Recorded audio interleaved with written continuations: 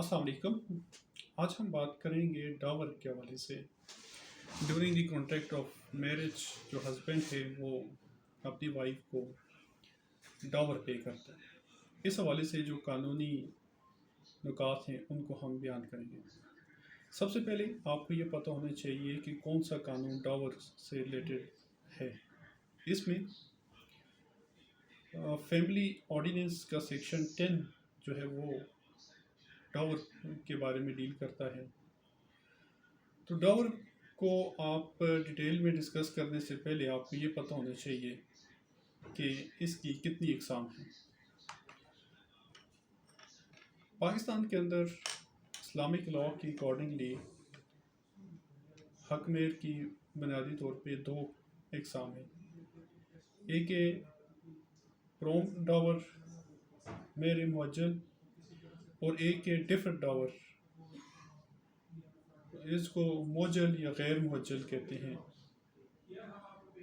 अब इनमें क्या फ़र्क है?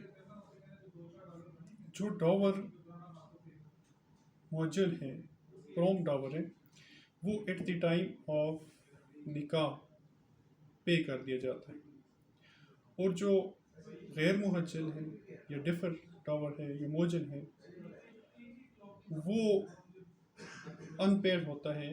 वो सिर्फ on the dissolution of marriage या डेथ ऑफ हस्बैंड, या अगर वो कोई without permission second marriage contract करता है तो फिर उस सूरत में अदा किया जाता है। अब आ जाते हैं कि निकाहनामा जो एक तरह का एग्रीमेंट होता है एक ब्राइड और ग्रूम के दरमियान, उसके अंदर डिफरेंट कॉलम होते हैं, जिनमें से कॉलम नंबर 13 से लेके 16 तक ये वो कॉलम हैं जो हक मेहर से रिलेटेड होते हैं। उसमें बताया जाता है हक मेहर की कितनी रकम है, इसमें से कितना मुअज्जल है, कितना गैर मुअज्जल है, क्या हक मेहर में कोई जायदाद या प्रॉपर्टी दी गई है तो उसकी तफसील वगैरह मेंशन करनी होती है। अब ये जो डावर का हक है ये एक फ़ीमेल का बुनियादी हक है।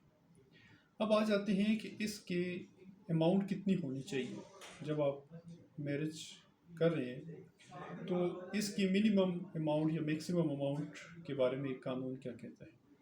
इस हवाले से हम डिफरेंट जूरिस्ट के व्यूज़ को डिस्कस करेंगे, जिनमें जो सबसे पहले है वो इमाम शाफी के मुताबिक जो हक मेहर की जो मिनिमम रकम है वो 1 दिनार या 3 दरहम होनी चाहिए।